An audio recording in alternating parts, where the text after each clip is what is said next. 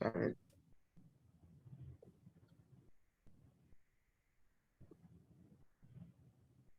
And yes, Stephen, I really appreciate you sharing. And you were just making, you were wrapping up with the statement.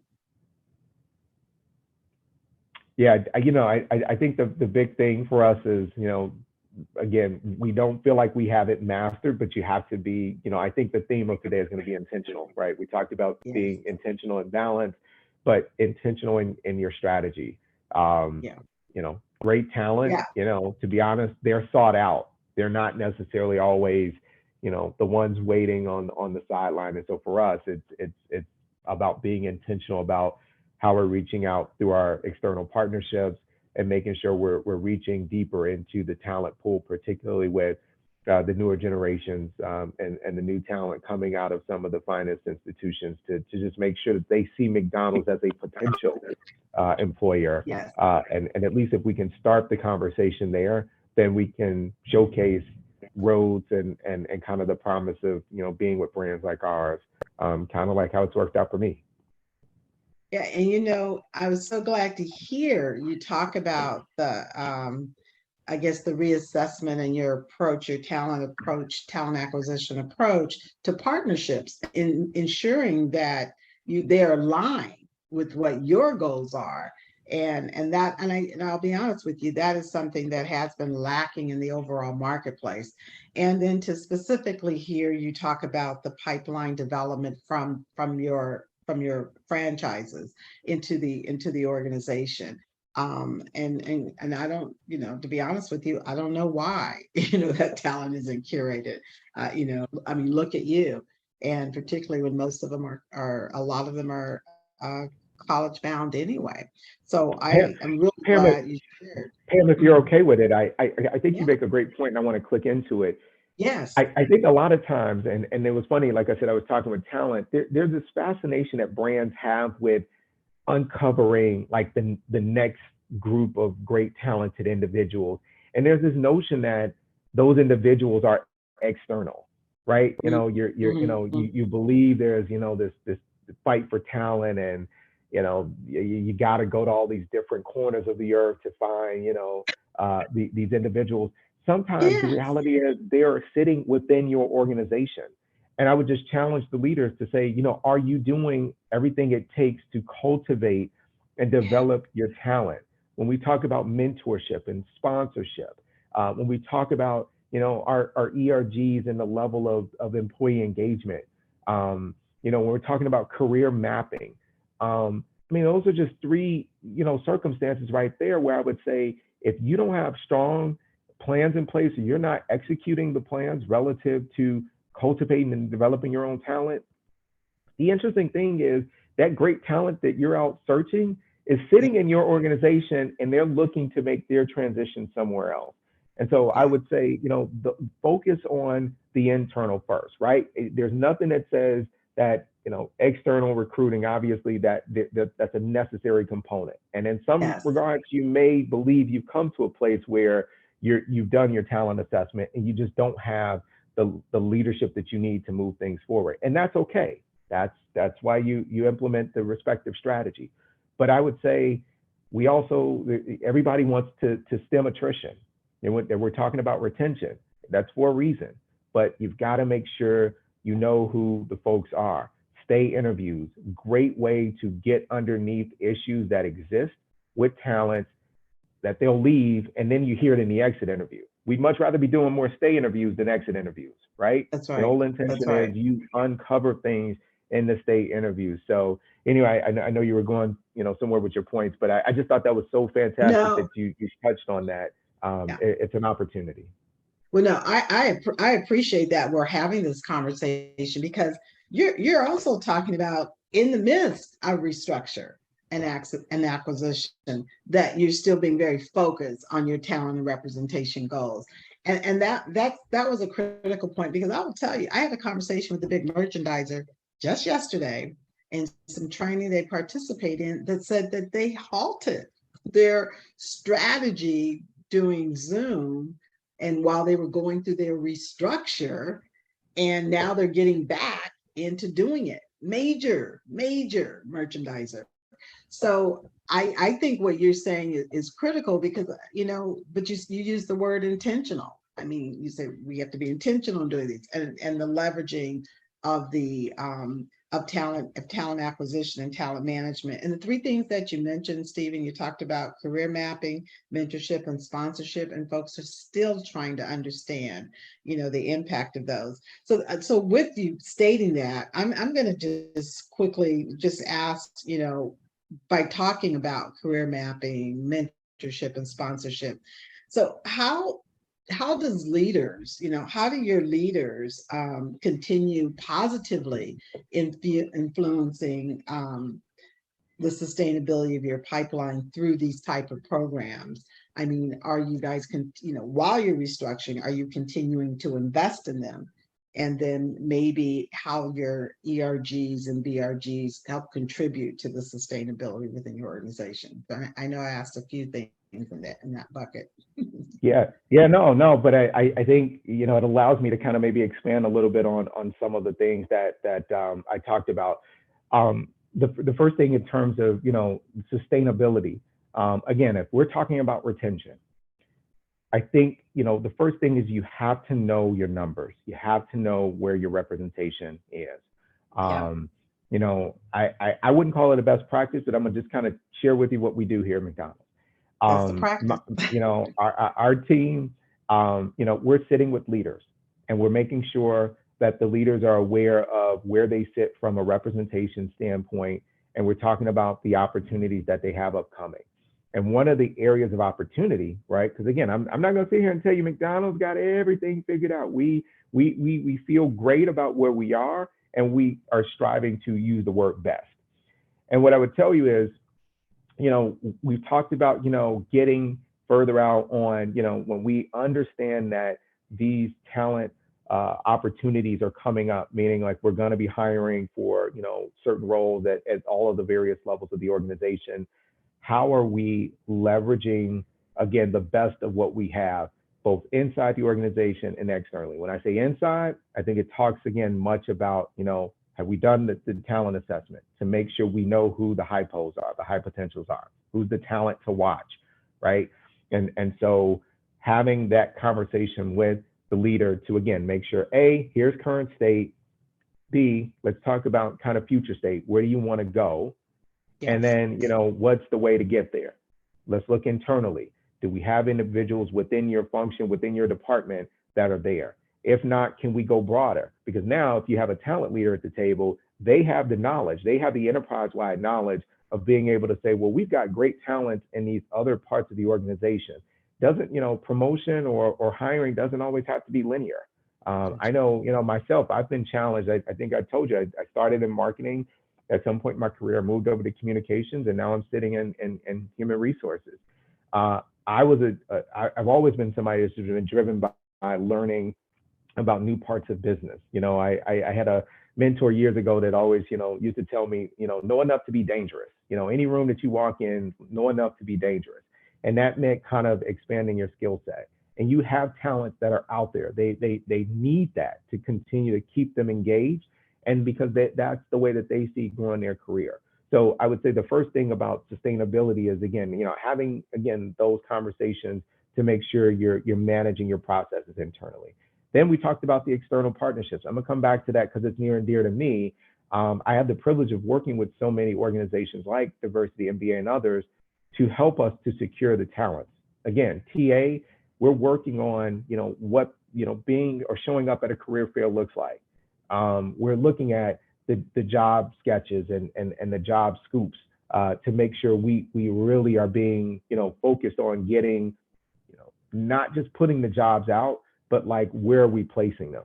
So, because, if you can put a job out anywhere these days, the return that you'll get on that investment may or may not get you what you need. But if you're feeling like where the right placements are, I think that's a little bit helpful. So for those in talent acquisition, I'm pretty sure that, folks have fantastic, things that they're doing. But I would say, that's something that I talked with the talent acquisition group this morning. We were looking to make an investment with one of our partners relative to some jobs postings and career fair opportunities that were provided. And I said, let's make sure that the ROI is there. And there are ways to do that. So I would encourage that. Yeah, that's Um, good. yeah, the MIC check-ins. I talked about stay interview. We call them MIC check-ins. I think we're trying to decide if we're going to stay with that as the title of branding on these. But really, the intention is about stay conversations.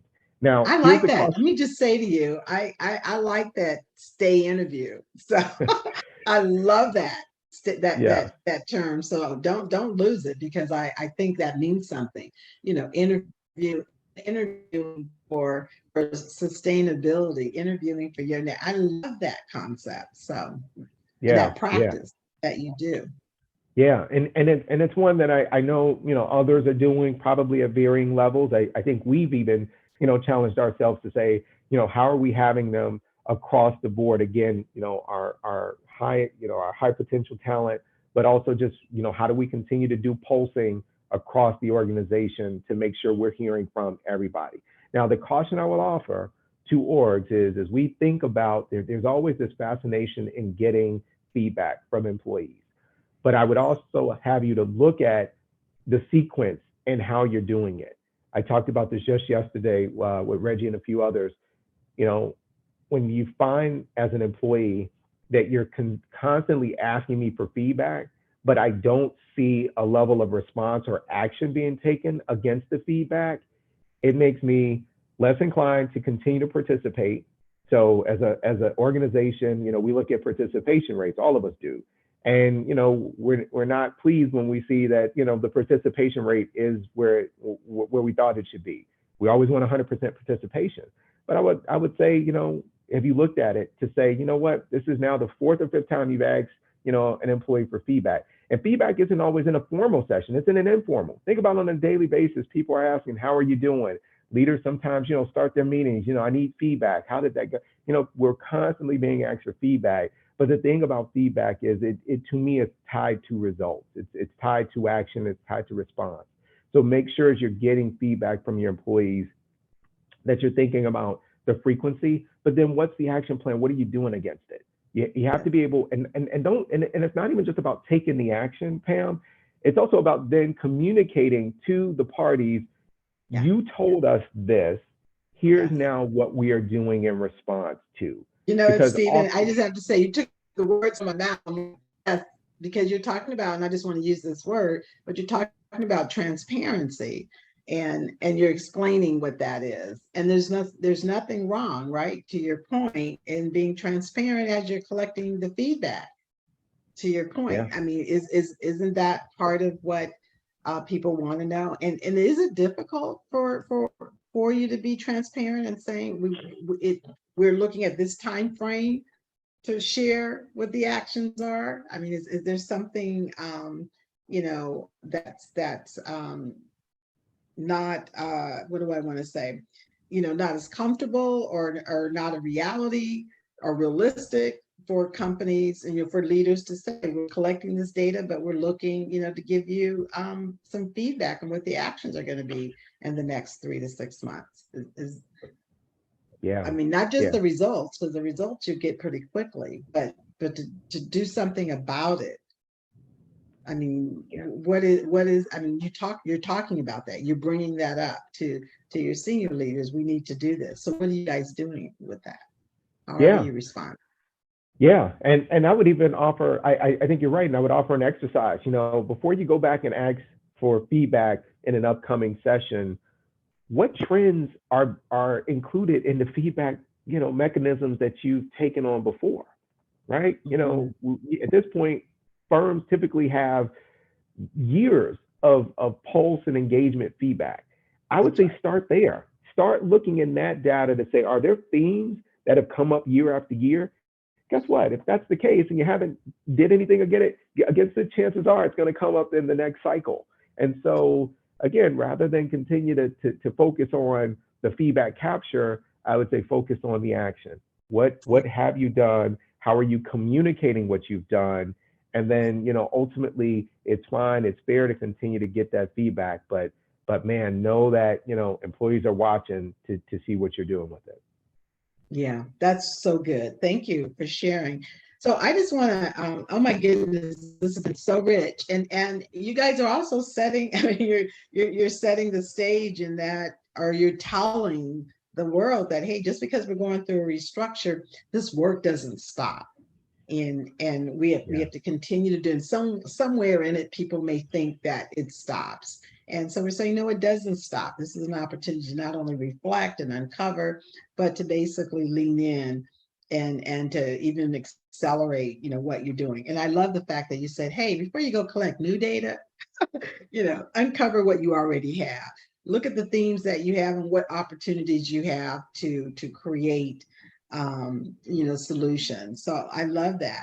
But now I just want to shift over and talk about, because I know McDonald's has been focusing on, the reinvention, the establishing of your BRG Mhm. strategy in the organization, and their effectiveness, Yeah. on an impact on both the marketplace community and the business. So I wanted you Hmm. to be able to speak a little bit to that. Yeah. So I'll tell you, this has become one of my favorite. It's fascinating conversations to have relative to BRGs, ERGs. We call them EBNs, Employee Business Network. So if you hear me use that acronym EBN, I want to again make No, sure I continue perfect, to perfect. sharing.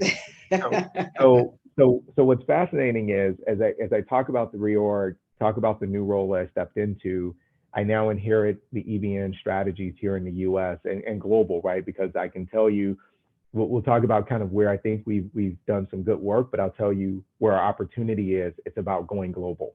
It's about bringing our global communities together, and one of the ways you can do that, obviously, through your EBNs or ERGs.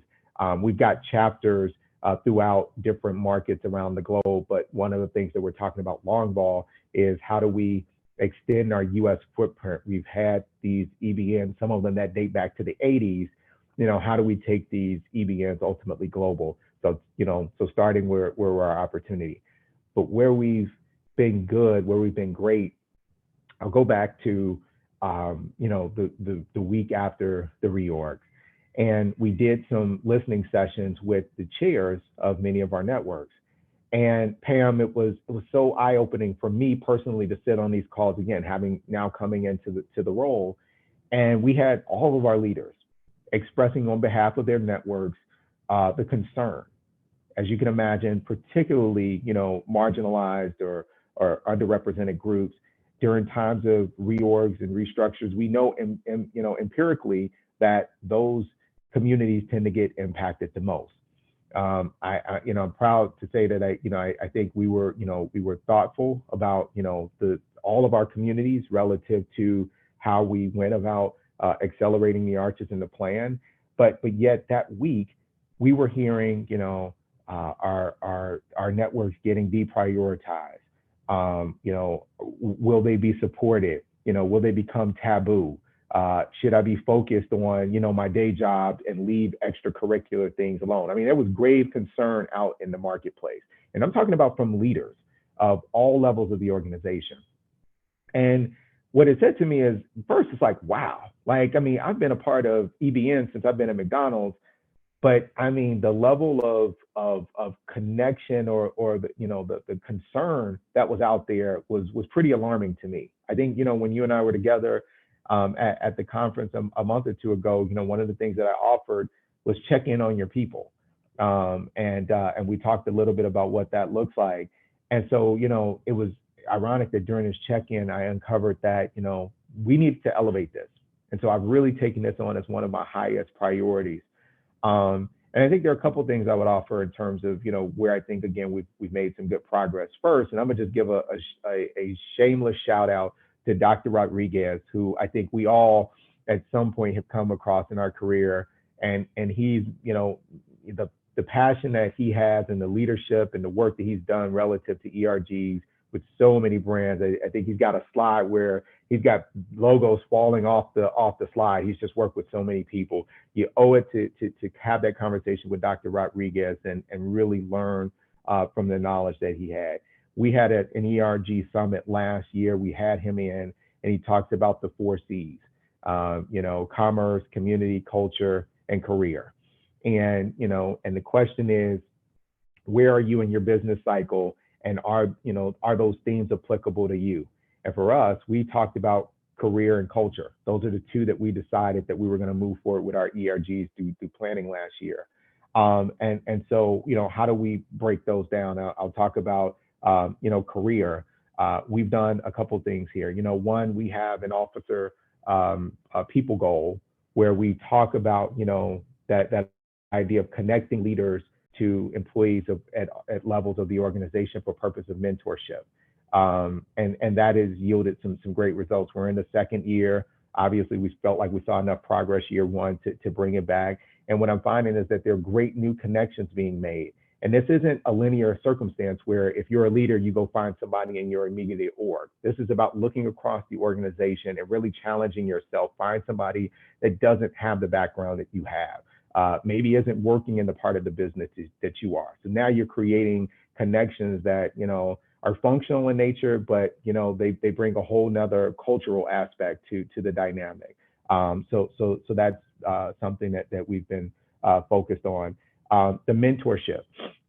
Mentorship helps build the pipeline growth, right? We know this. I am a benefactor of that. Years ago, I tell the story, just so happens I was with the manager who hired me over to the corporate side years ago. And I'll never forget, we were in a field office working together. I'm walking down the hallway. He sees me and he's like, "Hey, why are you not in this ERG meeting?" And I'm like, "What's an ERG?"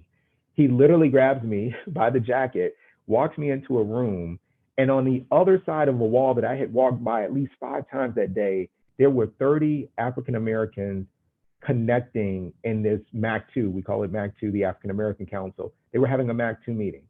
Pam, I had no idea. And my first reaction was, I didn't know this many Black people worked on this team, right? And so it for me became a connection point, and it's part of the reason why I'm still here. Even when I think about some of the more difficult times and seasons I've been at the corporation, but for that network, it helped me. They helped me in terms of sponsorship. It's helped me in terms of helping me to upskill and put myself in a position to be a better leader. So when you think about the pipeline growth, for your organization, how are you leveraging mentorship within your ERGs to actually help make a difference? I think I'll go a step further. It's also about the right leadership, right? 9 of our ERGs, 5 of them have new leaders coming into this year. We wanted to do a healthy reset. We'd had some leaders who very admirably provided their time and service and leadership. But what we found is we had people who had been in there and were not relinquishing those positions. And after a while, sometimes you need new, fresh thinking. And so, there were conversations, albeit some of them were difficult, because I think years ago, it was not just a source of pride, but it was also like the plus one that you had on the resume. Not only do I have my day job, but I'm also leading an ERG. And as long as you had that, you felt like that positioned you well for the next promotion, or, people looked at you and said, "Man, he got his day job and he's doing this. He must be a superwoman or a superman." And then unfortunately, it becomes, the question you have to ask, is it more about the leader and what they're offering, or is it more about other agendas? So you have to then say, That's hey, real. how are we continuing to create the succession plan so that you're bringing folks in? We've got 5 new leaders. They've come to the table with these new ideas. I'm not gonna lie, it's got me busy because you've got 5 groups, and then you've got the other 4 who necessarily didn't have leadership changes, but now they're seeing what the new leaders are doing, and they're like, "Hey, we're not gonna get left behind." So it's just elevated ERGs as a whole, which is so appreciable, and I think it's taken us to a whole nother level. So I would say to you, make sure you have the right leaders in place relative, and it's not just even current. Make sure you have a succession plan to avoid the idea of, having people in position for forever, because, they're term limits for a reason. Those things exist at all levels. Make sure you have it. And then the very last thing I'd offer, I think, is, adopting business priorities as networks help you to make the business case of why ERGs are appreciable. Sometimes people don't always appreciate the cultural connections of a certain network or just networks as a whole. But when you're helping to drive a business outcome, that becomes the business case. If your network is all about, establishing, whether it's, again, it's mentorship or it's career mapping or it's volunteerism, whatever it is for you, like put it around something that is going to help drive a particular business outcome. That helps you to be unique. It helps you to sustain. And it kind of beats back some of that premise of, well, okay, what do ERGs really do? They're not just always about free lunches and connecting.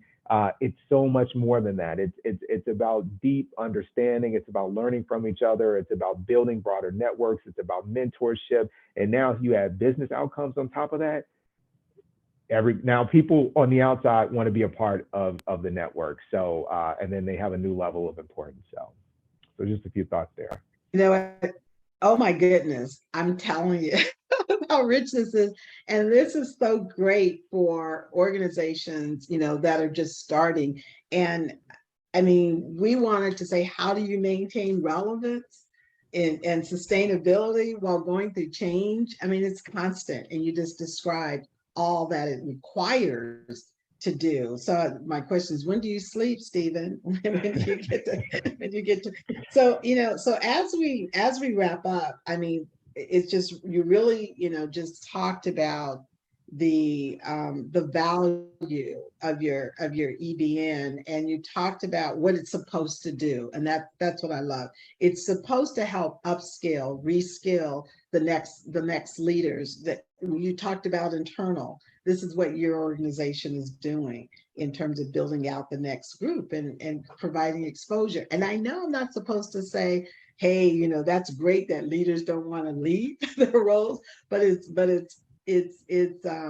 I mean, that's real when they wrap around it and see this as a value, in terms of their own, their own development. Of course, you have to say, okay, we've got to spread this. But Yeah. but in times that, people are overwhelmed, that, leaders, organizations are dealing with leadership fatigue. And to see that you guys have, been able to get through that obstacle, and create new energy and inspiration with others. I think that's very significant and telling in what we could do. Yeah. So, we've got a few minutes left. And so my last question, as I can't believe this time has gone by so fast, is what's the one thing you can share today with all that's going on, that diversity practitioners should do to prepare for the next? What advice can you offer them? It's a quick. Well, we only got a few minutes, so I'm gonna try to keep it brief. But I feel like this in itself could be a whole session. But I know. I know. But I'll try to give you a few nuggets. First is my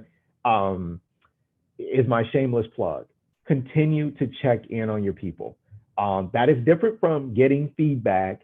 It is about caring about our employee base. In the world that is ever changing, in a virtual world that has really, come to the forefront, the cultural connections and just connections in general amongst teams and so forth, I just feel like it is being strained like never before. People need to know that they're valued, that they're supported, that they're appreciated. And again, I shared this with you a couple of weeks ago. It is a part of my stump speech. Continue to check in on your people. I think that's the first thing I would offer. The second thing I would offer is, we become inundated in the day-to-day of our business priorities, and our schedules get, bogged down with the calls and the meetings and everything. Find that time during the week, and I'm talking to myself, but I share this with our village. Find that time to think about what's coming. And I'll give a perfect example. I think we all know that in a few short weeks, there are rulings that will come down from the US Supreme Court. And there's been a lot of discussion about affirmative action and what is supposed to take place there, right? And I won't skew political, so we won't get into the what ifs and what we think, but there's an implication there, right? That decision, very much like Roe v. Wade, just like other things that have come out of the court, they have consequences and they have reactions. Reactions not just in our public, but also within the walls of our organizations. I would say to you, get ahead. get ahead, think about your employee base. What's the communication? What's the messaging? What's the narrative that you're going to engage your audience with? They need to know where the organization stands on these, these social issues. And I think, as leaders, we have to come to the table and get ahead of that. So when that announcement comes down on whatever day of the week it comes, there should be a strategy in place to, if this happens, here's what we're going to communicate. If this happens, something else. So I would say really get ahead. I think we learned at McDonald's, that during the Roe v. Wade, that weekend came, the ruling was handed down, obviously changing, history, the decades of history there. And we had so many employees that, expressed their thoughts like, okay, McDonald's, like, where are we going? Does this mean a change in benefits for us? Does this mean, this is something that, we stand by? Do we rebuke this? I mean, they're looking for answers. And so I would say, I think that has challenged us now to say, great lesson. We owe it to our people, stay ahead. So I would say that. And then I'll outro with one of the new cultural norms that we're looking to establish here at McDonald's is about relentless prioritization. Again, it's easy to live in the day-to-day. Continue to look at your plan to identify if the sequence and the prioritization that you have is where it needs to be. Because the reality is the business is so dynamic. You can put together a plan in January. By the time you get to the second quarter, it needs its changing. So be challenged to kind of continue to relentlessly prioritize. I'll keep it brief there, but those are a few thoughts that come to mind. That's so fabulous. I want to thank you, Stephen Hunter, the head of U.S. DEI of the McDonald's Corporation. Thank you. Thank you so much for this time. Oh my goodness, this conversation so full of nuggets. I appreciate you giving us this time. Pam, I appreciate the partnership every time we get to talk. This time we get to share it with the village. So I hope I was able to offer some things, but much success to you and all the work that you guys are doing over there. You continue to do fantastic things, and we appreciate it here at McDonald's, but more importantly, I appreciate you as Pam, my friend. So appreciate the time today.